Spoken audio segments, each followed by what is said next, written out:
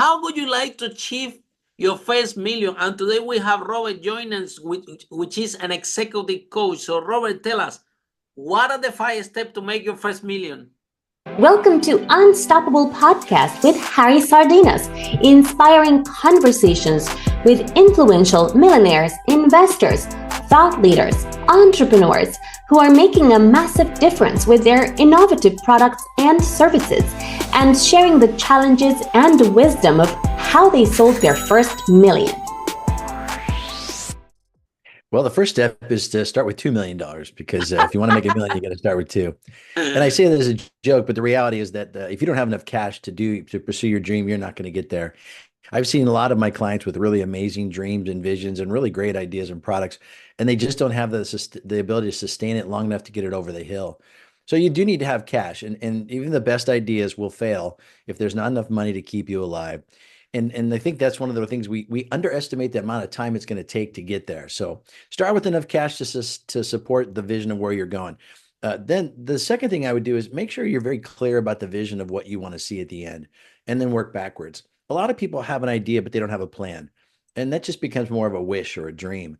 But without it being in writing, and you have the ability to plan for it and measure against it, you don't know where you're going and you lose focus. Some of the early shiny pebbles that leaders will see or entrepreneurs will see as they start their businesses, someone will come along and say, hey, you should market here. You should run a campaign here. And they go, yeah, that sounds really great. But they haven't aligned it against the vision of where they're going and the plan of which they put in writing to get there. And so you'll end up spending the limited money you have and the limited time chasing things that really don't move the needle. Then you say marketing doesn't work and you give up and you're frustrated, but it does work. You just didn't do it right. So again, back to that written plan, have it in writing. The third thing is to align yourself with other people who will help you stay focused.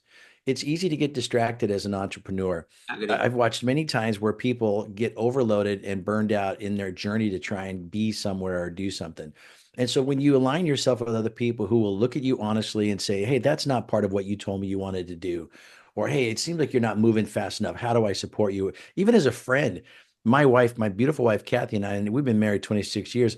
She loves and supports me, but she doesn't get some of the principles that I'm working on. When I have challenges, she'll go, that sounds great. So you might be getting counsel from someone who cares about you, but they're not qualified. So they need to be qualified and have care about you. I am So the fourth, agree. Yeah. am I going too fast? No, you're going brilliant. And I love this part that you said a lot. We're going to talk more about that later. Okay. So the fourth thing is have your measurements in writing and then track against them. It's often we let ourselves off the hook. This is why I wrote this book on accountability, was because a lot of times we look at accountability as punitive, but it's actually power. It's freedom. It's the ability to do what we really want to do. If you write it down and you say you're going to make 3 sales calls a day, or you're going to have 2 presentations a month, or you're going to raise $1 million by this time, if you're not doing it, you're not doing it. But we let ourselves off the hook a lot of times and we don't measure honestly. Don't skew the numbers you set up to track. If you were gaining weight and the pants no longer fit, you could say, hey, I think I'm gaining weight. There's something that controls your decisions. You don't have that in business a lot of times. And we end up giving ourselves grace to screw up. And so if you're going to have the measurements, really be committed to measuring them honestly. And then the fifth one is just never give up. And I started this business when I was 50 years old. And I had been living my whole career as a marketing guy. And I found the passion to lead peer groups. And I switched my career completely. I knew nothing about peer groups or executive coaching, but I realized that's what I want to do with my life. And so when you have a vision and a passion for something, don't give up. There were a lot of years where we were broke and we just were struggling, but we knew this is where God called us to go and we weren't going to quit. So if you know for a fact that this is what you want to do and this is what your purpose is, never give up. Well, Robert, I think that what I hear from you is fantastic. And you touch a point here that I want to expand a little bit more, because I know exactly what you're saying. And it's in terms of get the advice from people that you love, yeah, for people that care about you, yeah. And I got that in my life a lot, yeah, especially when I started my company, yeah, a lot of people give me advice, especially my dad and even some employees that give me the advice, yes, because I always encourage leadership and I empower my team, right? Yeah. However, they are not qualified to give that advice. My dad never had a business in his life, Right. and And basically your employees, they have a skewed perspective. 98% of people that come to give me advice, they are not qualified, and now they're telling me, Harry, you don't listen, and I'm the person that don't listen. Yeah. So Robert, help me out here. I don't have it that much anymore. I managed somehow to, but it was tough. It was tough for me because I couldn't articulate it. That it's not that I don't listen, is that they are not qualified. Because Robert, for me, even if you give me the right advice, you can give me the right advice. If you're not qualified for the, Right. That's I right. won't take it. I won't Yeah, take it's it. the This idea is of an how Harry idea. operates. This is the truth. Yeah. I'm telling you, I'm 47 years old and operate like this since I started my first business. This is how I operate. This is who I am. I won't take it if you're not qualified. Yeah. Even if it come from my dad, which is my parent, the people that I more love, yeah, I won't take it. However, now Robert come and tell me the same thing that my dad is telling me. But Robert is an executive coach in been in business for so long and has growing, and he had done it himself, and now then I take the advice, and now the interesting thing, my dad come and said, I told you and you didn't listen to me, and now look. Yeah. So save me, Robert, save me. What can I do, or what entrepreneurs can do with that, to because this is exactly what you describe is happened to me. That's what resonates a lot. That what we want to expand on this. So how you um what message do you have for entrepreneurs that they are in my position, that also have been in your position? Maybe your wife, the person that you love the most, can tell you, okay, Robert, try to do this, and then you can say, hey, that. But sometimes you cannot take it because maybe in this particular area she doesn't have experience. She loves you, she wants to help you. And so how you deal with all that? What message do you have for entrepreneurs in that situation? It's an idea meritocracy. And Ray Dalio coined that phrase. I don't know if he coined it, but he quotes it in his book, Disciplines. Or no, sorry, Principles. Anyway, the book is all about what things that he learned that helped him be the 13th richest man in the world, or Wow. at least in the United States. And he almost went bankrupt because he wouldn't listen to people. And so he learned the hard way that it's important to take counsel from those qualified in your world. However, there's an idea meritocracy. That means that not every idea has the same value. And so what you need to tell the people in your life that you love is, hey, I hear what you're saying, but here's what I want to do. I don't want to put the pressure on you to give me advice that doesn't work out, and then it affects our friendship. So what I'm going to do is I'm going to tuck that away and make that a part of the data points that I collect to make my decision. And I give a certain amount of credit to my wife for her input and my father for his input, but I give a different amount of credit to a person who's done the business and understands what I'm going through and is qualified. And you give a higher score and you aggregate them all together and you make the decision. But by telling your family and those you love that please don't be offended, but I'm going to add this to my concerns and I appreciate your input and I will consider it as I evaluate my choices. I love it, Robert. Very good. Thank you so much. I hope Thank you that so helps. much because, oh, yeah, yeah, yeah. Brilliant. I love it. I've been battling with this issue for years. Yeah. It's um you see the how you compromise and how, but exactly what you say, right?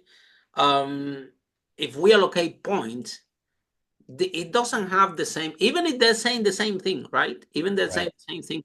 When you have someone that actually done it, someone that had an entrepreneur, for example, if an entrepreneur, especially those one that they achieve more than me, that a lot of serious entrepreneurs, if they come to me, Harry, you should do this, or Harry, move this. I pay a lot of attention, yeah, and I give a lot of points, like you said, to that kind of information, right? Um, but because do you really think that entrepreneurs, Robert, should be listening to everybody, the employees, the people that maybe from the family and everything, that they are unqualified, and take decisions based on that? Do you think that this is uh I mean, it's gonna end up like a nice person, but I don't think it's gonna be able to move the business forward, right?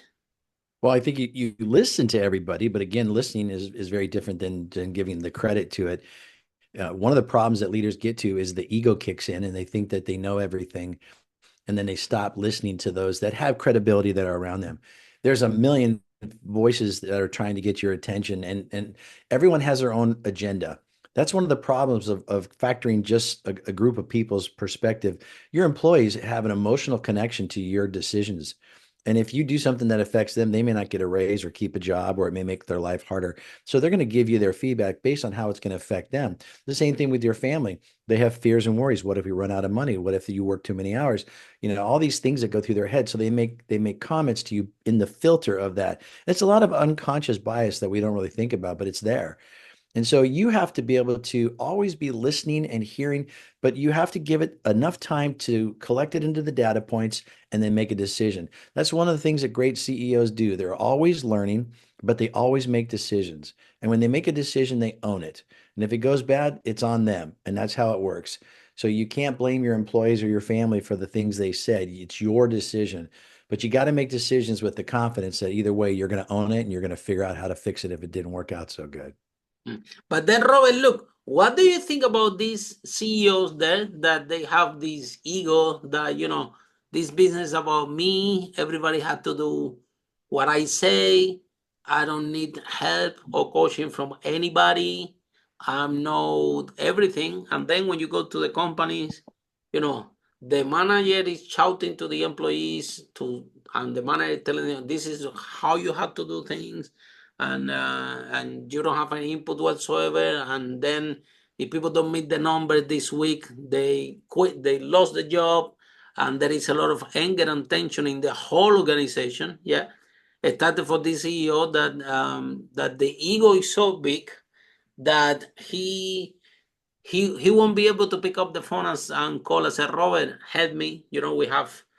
We're losing money. We are struggling. There is a lot of tension and stress in the company, but they don't surrender that ego for asking for help. Someone like you with the empathy. So, how can we help those entrepreneurs suffering there? Because it could be in a small company and could be also the situation even in medium, large companies as well.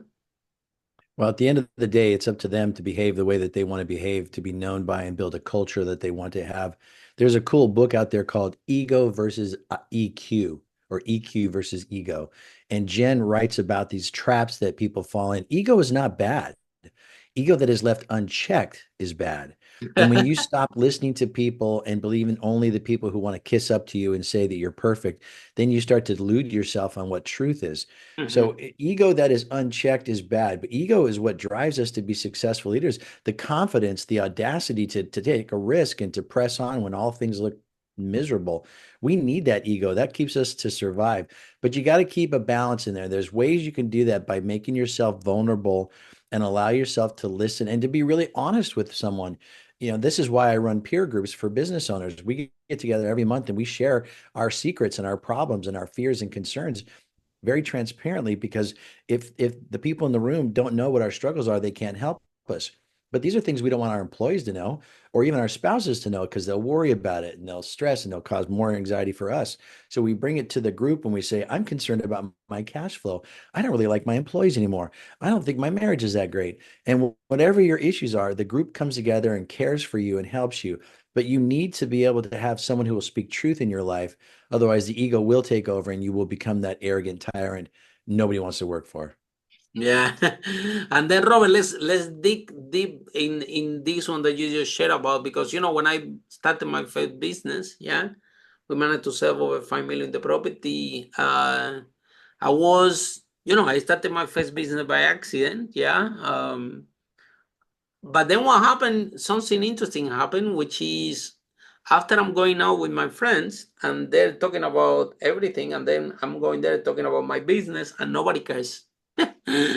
Nobody cares about what I'm talking about. Yeah, I make myself by being an entrepreneur outside my peer group of friends. So now I end up lonely then. Yeah. So I mean, I was building the business alone. I was busy. I was wearing all the hats. Yeah. So I was not bored, but my social interaction, they were very only with my clients and my suppliers. Basically, that was my Mm.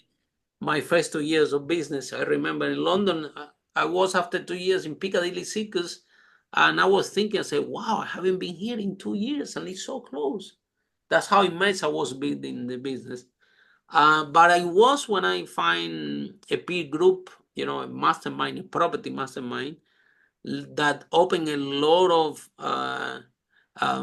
avenues and a lot of powerful things for me. Number one, I find a new peer of friends, yeah, that they were Mhm. all entrepreneurs. Number two, I thought that I was doing my business myself only, and I invented that. And I realized that a lot of people were doing my business and bigger than me and earlier than me, right? Because I found this big group. And I find a lot of support there. And yeah, we used to meet once a month, and very exactly like you share, we talk about our problems, we talk about our company, and we talk between entrepreneurs. This one was particularly in property. All of us were property entrepreneurs, but a lot of people were doing different strategies. Some people was doing development, some people were doing commercial, some people were doing maintenance, some people I was doing rent to rent, and so it was a big group, yeah.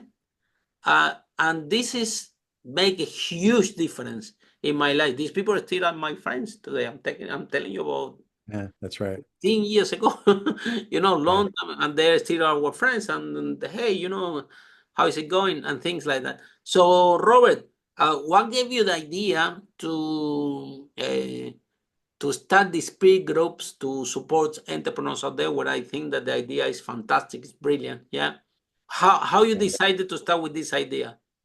The reality is that we spend more time at work than we do with our personal lives. And if you could build friendships while you're in the workplace, you have a better life. And sometimes we do it just to get a dollar from a client. You be nice to them, and then it becomes shallow and uncaring. But if you genuinely build a life that you love and care for your employees and your customers, everything you do all day long is rewarding, and you're building joy into the work that you do. Just this week, one of my clients, her husband died, and it's very tragic. But all the people in our group are rallying around her to care for her and to contact her and to love her, because we've built relationships that are rich and deep, and we're there for each other. When last year, when one of my other group members got prostate cancer, we all Wow. prayed for him and took time to spend time with him one on one and care for him and follow up while he was going through his treatment, because we built friendships. So I think the idea of building friendships in the workplace is really smart. I'll spend 12 to 14 hours doing work stuff between getting ready for work, going to work, doing work, and following up and closing out my day. It's a 12 to 14 hours a day sometimes. If I Mhm. can do that with people I love and care for, it makes it very rich. It makes it very Amazing. rewarding. Yeah. Robert, tell us about your book. Oh, nobody cares. Nobody I cares until care. you do. That we titled it Nobody Cares because that's the point in your life when you really decide that you want to be accountable. When you get to a place in your life where you just say, look, nobody cares if I'm broke, fat, and miserable in my marriage unless I care enough to do something about it. And I watched this go on with the leaders that are in our CEO groups over the years. The leaders who owned it, the leaders who were truly accountable, they had much better success and a better life. And my beautiful wife, Kathy, and I, in 2019, we had got to a place where we owed $90,000 in debt, and that did not include the house or the cars. And Yeah. it was very stressful and it was frustrating. And we realized we weren't living the life we wanted.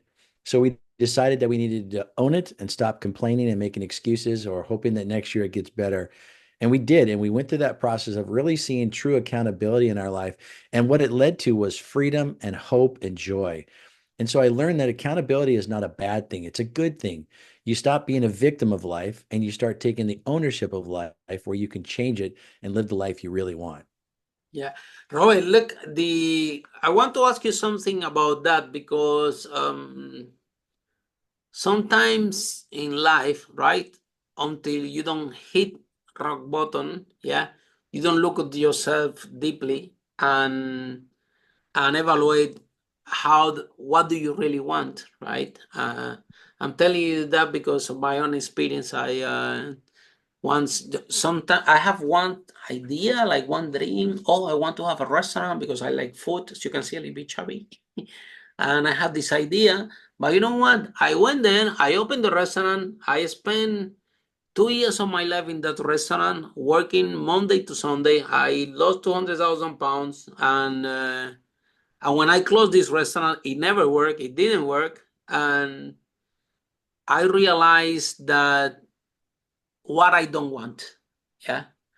And when I had to reinvent myself, pay these debts, and my other business, this property business, was so successful. Now it's also shaking, and because Because you I put your didn't pay so attention much somewhere else. attention Yeah. to this, so it Yeah. was a very hard process to get back up. Yeah, Yeah. but in that process, I remember that I evaluate myself and I say, okay, this is something I don't know yet what I really want, but what I have for sure is something that I don't want. I don't want a business that I need to be Monday to Sunday for 2 years of my life going there. And if I'm not around, this thing goes out of control. I don't want this type of business. So sometimes when when we hit that rock bottom point, we take ourselves seriously and we evaluate, number one, what kind of business we're going to have, but also what kind of life we're going to have. Yeah. However, That's right. before you are so busy building the business and working in the business and trying to make this business work, that sometimes then you have people that even succeed in the business and then they create all the wealth and they lose it. They lose it because what they created the other day in this very podcast, I have an interview with one person that he built a multi-million pound business. He bought his dream house with this music studio and everything in a mountain and everything. And you know what happened? He was not happy. He was not what he really wanted. He was not. That's how he thought that he wanted. But Mhm. after he achieved it, guess what happened? 2, 3 months down the line, he lost everything.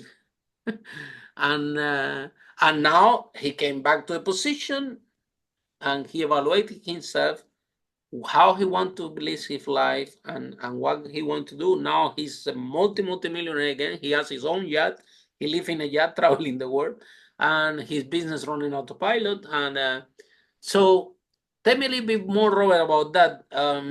In your experience, sometimes what can we do to entrepreneurs to don't wait until they hit rock bottom to actually start to evaluate what's the point of what I'm doing, and if at the end of the line this is gonna keep me fulfilled, because otherwise, guess what happened? You're not gonna be fulfilled, and somehow you will actually how you call this, sabotage yourself. Yeah. Yeah. Yeah. What's your view You on have that? to have a you have to have a vision for your life. And we don't take the time to do that. We feel like we just have to keep busy and chase whatever we're doing. But if you lack vision, you don't know how to make decisions between two good options. You have to be able to step back and say, what do I really want? And that starts with knowing your purpose in life. Why do you exist? Why did God create you? Why are you here? When you know what that is, then you can make a decision for what your vision looks like. Your purpose creates a vision for your life that drives a passion to do something, which makes you act intentionally and you have the discipline. So if you lack discipline, go back to your purpose because that purpose drives the whole process. And I know my purpose. My purpose is to help people remove the obstacles that keep them from being their best. So when I heard about these peer groups, I thought, that's me. That's exactly what I want to do for the rest of my life. And I left what I was doing for 30 years and went on to go do something I knew nothing about, but I knew that would fulfill my purpose in my life. There you go. And it created such a passion because of the vision in my life of having these leaders that I care for and help them be their best and see them be successful. And it drove my efforts for the last 11 years. Yeah, but Robert, we don't evaluate this with the tendency of human beings. Yeah, we tend to take this seriously. Once we lose money and the business doesn't work, and we have to end up with nothing, or you have a terrible an illness. Health issue. Yeah. Your body took a hit because you took so much stress for the business, or Yeah. something dramatic, or your wife the wife left you, Yeah. until something dramatic don't happen in the life of the entrepreneurs, they don't sit and evaluate exactly, Robert, what they really, really want. So my question is, what can we do to work with entrepreneurs so they can take this seriously and start to work on themselves and discover what they really want, what really gonna make them happy, what really gonna make them fulfill while they have in the business before a crisis come, because it will come if it's not if it's not fulfilled. You're gonna take a decision, and it's gonna ruin the business. So what can we do? Yeah, really, you can't do anything, but they can. They have to want to have a life that they really truly want.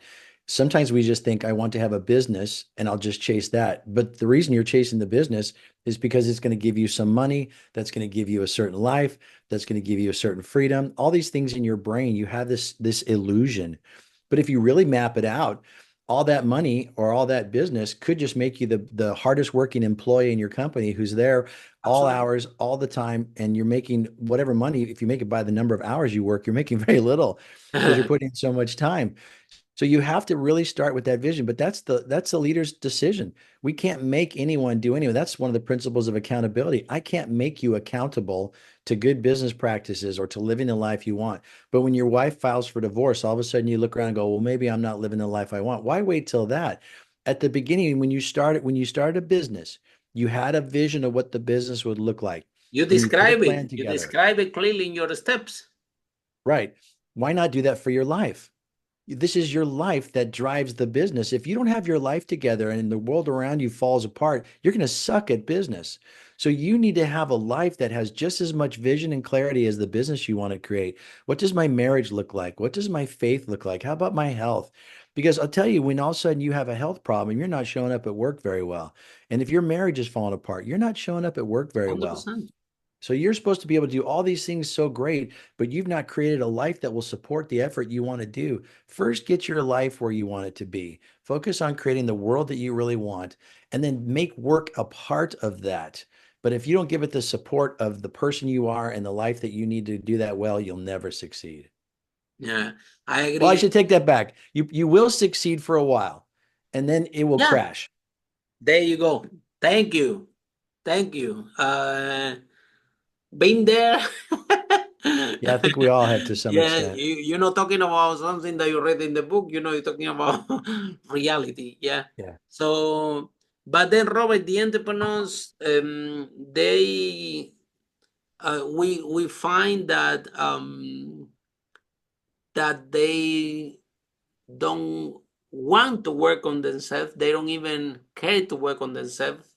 They, at the beginning, they are worried about the business, about, I have to make this business work. I have to take this off the ground. I have to make money. I'm wearing all the hats.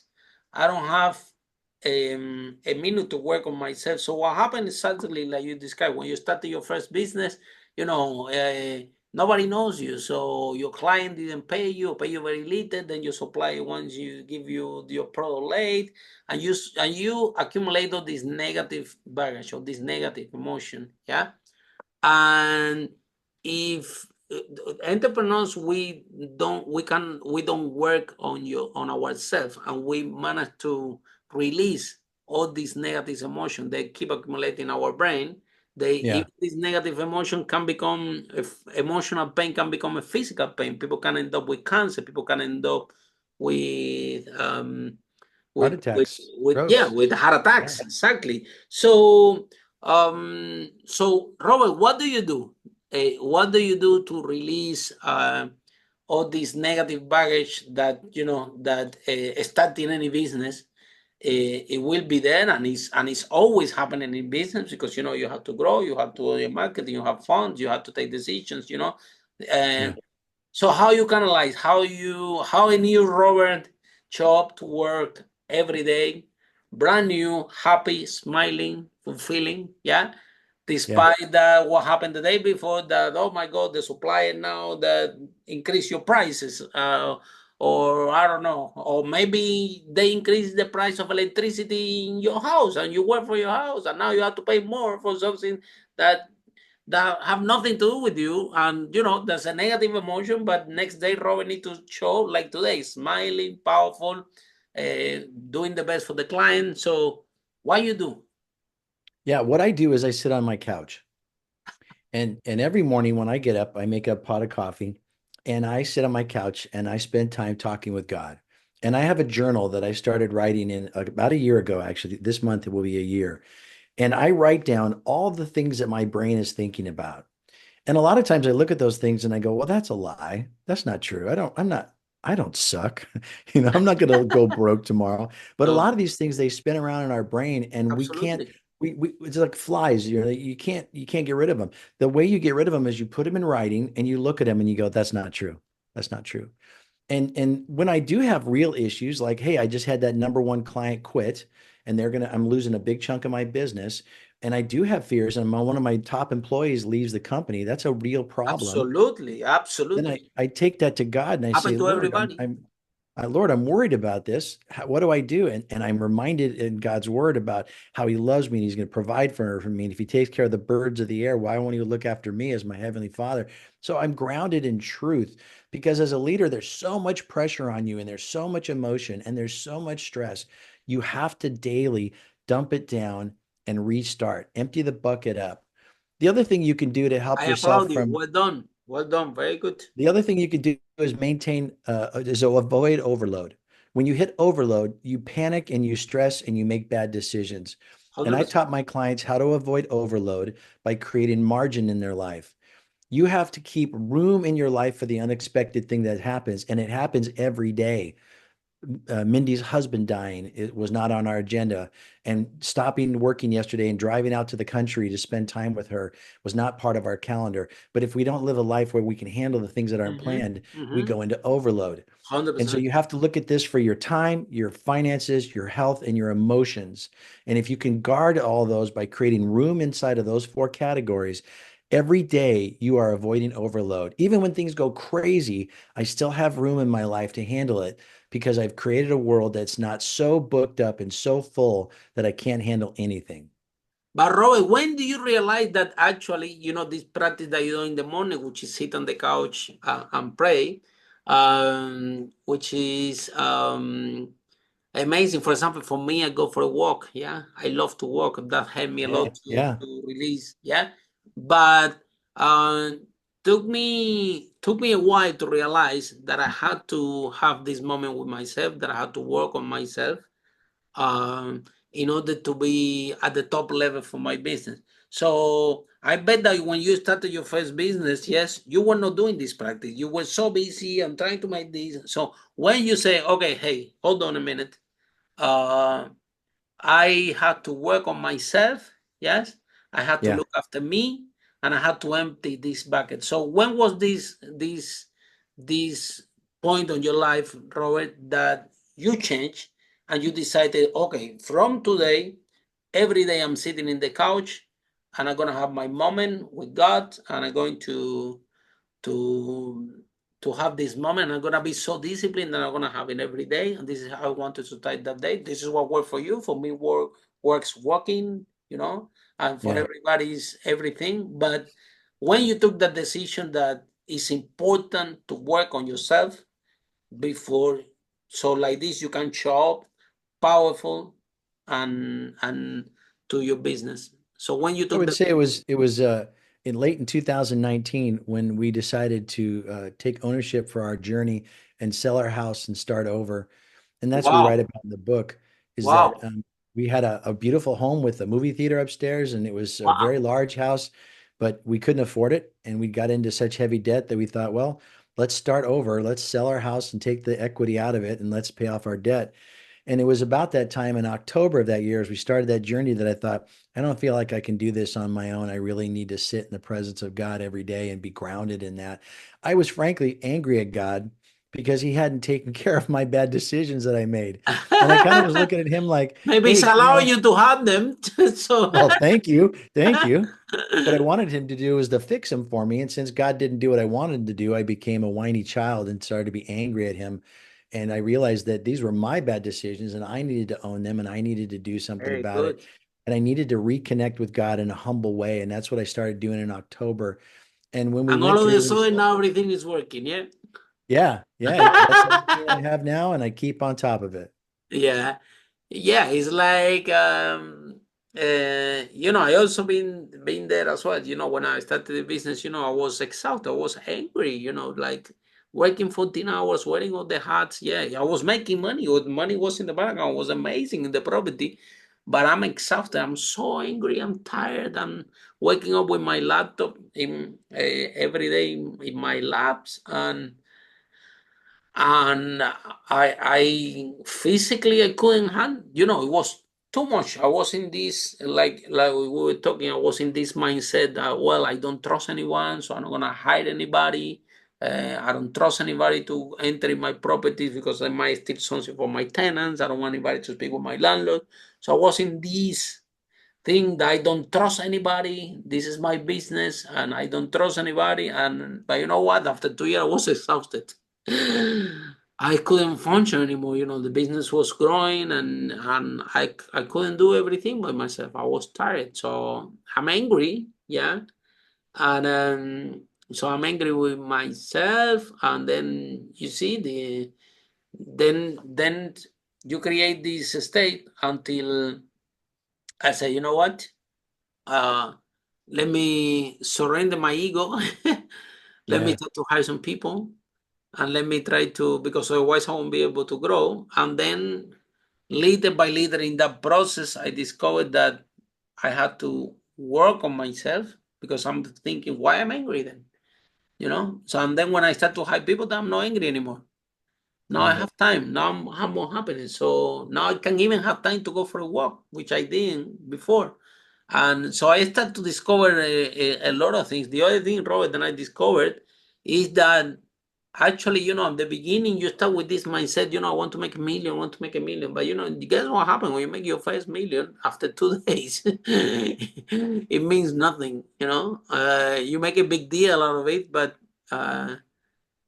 you might discover, that this thing that you thought that will fulfill you, actually, it doesn't. Yeah. right, Could be a right. million, could be the big house that, like, for example, now I understand you have a huge house with the theater and everything, and it's how you see the thing. But do you really need that big house, really? Or Right. do you really need to be happy like you are Yeah. now?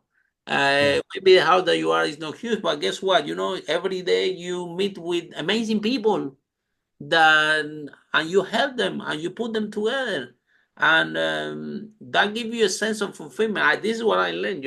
I know because I do a lot of public speaking around the world, about business conference, how to grow the business, and about public speaking and so on. So I speak all over the world from thousands of people, and sometime in London, if I go on an early meeting or day, I take the metro, and I dress very colorful, but it would be very impossible for you to miss me in your life. If you see me again, you will say that's Harry, right? So I'm sitting in the metro, and so one guy happened very often. Harry, is that you? Man, I saw you in this Les Brown event. I saw you speak. Look, these are my children. I say what you did. And man, look, my business is growing. Let's take a picture. And this is a little bit embarrassing. A lot of people looking at me in the metro. And I sign whatever I need to sign, take the picture, and get out of here. But guess what? When I arrived to my house, the level of happiness and fulfillment that gave me, that I say something in a place that I didn't remember. I Yeah. didn't know which year was. I don't even know what, but That's he right. remembers, and he took note, and it make a difference in their life. That gave me, Robert, seriously, a more level of fulfillment than a Yeah. million pound in bank account. Yeah, That's why we follow our purpose and not money. Because if you follow absolutely. your purpose, you'll be really, really good at what you do. And when you're really, really good at what you do, the money catches up with you. And if all I do is chase money and it's empty, I don't have any joy in that. You get a bunch more, you want more. You get a bunch more, you lose it, you can start over. But if I'm following my purpose and I'm having joy in my life and I'm living the life I really want, the money always catches up And with you're me. grateful for what you have, and you're grateful for what you have, right? Yeah. Yeah. Well, now you live in a smaller house. Well, it doesn't look like a small to me. You have the spare room to do a podcast. You know what I mean? So, It's all relative, right? it's how we It's how you what look at make it. it mean, of what happened to our life, and we have two choices. Are we gonna beat ourselves up and Yeah, say that our life is miserable and blame everybody else? But at the moment that we start to take responsibility, that we are responsible for everything, yeah, that's and right. it's That's us, accountability. nobody else, right? Depend on the decision that we have. Um, but Robert, on the other hand, Steve Jobs always said that you always can join the dots backwards. Yeah.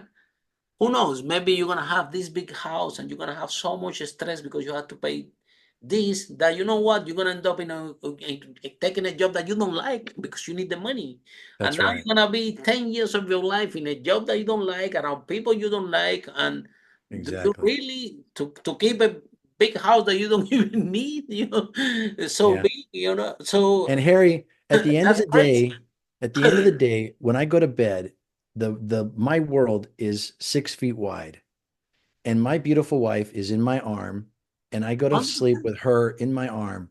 And it doesn't matter how big my house is, because my bed is 6 feet wide, whether I'm in a big giant mansion or I'm in a small rental home, my bed is the Absolutely. same size. And to me, that's grounding, because as big as your house is, 100%. at the end of the night, you get into that same bed. That's your world. And that's a good grounding reality that big or small, you still have joy if you choose to, because you're grounded in what you really care about. Yeah, and Robert, this says a lot, about your personal growth. Yeah, but my issue is, how can we communicate this personal growth? How can we communicate this way of thinking to the entrepreneurs? That I think we can say lack of experience, or you can say, they are designing things in a way that they are not seeing holistic 300% what is really important. Yeah. I'm telling you Yeah. because of myself, since I started business, all what I want to do is 1 million. I want to become a millionaire. That was my thing, and and I thought that that's gonna give me, joy, happy, whatever. That it didn't give me any of that. Nothing. Give me zero. Right. So then you start to reevaluate. So how can, Robert, how can you help the entrepreneurs to start to understand this process, that Sure.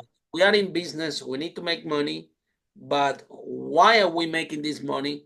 What do we really want? And it's challenging because sometimes you talk to entrepreneurs to go to that topic, and they tell you, no, no, I'm so busy, I don't want to talk about it. Yeah. Yeah. And maybe How they are in sad. the wrong. It's sad, but it's happened. So tell me a Yeah. little bit more, Robert. What can we do to help the people out there? Well, they'll They can talk read about the it when their book. They life. can read your book, right? Well, sir, that's a good place to start. In our book, we put a satisfaction assessment at the end of chapter one, and you can go online and take it for free. Even Very if you don't powerful. want to buy a copy of the book, you can go to nobodycaresbook.com and you can take the assessment online for free. We don't ask for your information, but you declare to yourself, this is where I'm satisfied in my personal and professional life. And Very then you have powerful. the chance to go, okay, now what am I going to do about it? And that's where you usually make excuses or blame or say, I can't do anything about it, or just wait and hope it gets better. But those are all things that victims say. We're not victims. We're victorious in this life. And so we say, okay, wait, nobody cares. If I'm fat, broke, unhappy in my marriage, nobody cares unless I do.